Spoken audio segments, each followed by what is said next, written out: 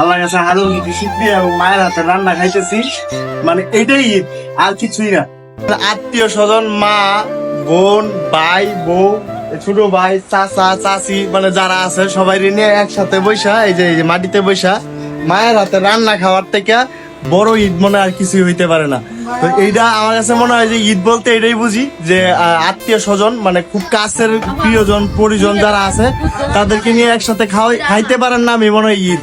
তো সবাই এখন খাওয়া দাওয়া উপভোগ করবো।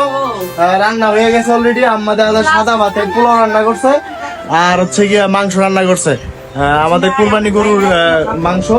তো খাওয়ার পরে রিভিউ দিব সবাই, আমার আম্মা হাতে রান্না কেমন হয়েছে। হ্যাঁ, ঈদের দিনে মায়ের হাতে রান্না করা কুরবানি গরু যারা না খাইছেন তারা জানেন যে মানে এটার দিক দিয়ে একটা কষ্ট। তো আলহামদুলিল্লাহ আমার আম্মা এখনো বেঁচে আছে, আল্লাহর কাছে হাজার কোটি শুকরিয়া এবং মায়ের হাতে রান্না খাইতেছি, মানে এটাই ঈদ, আর কিছুই না।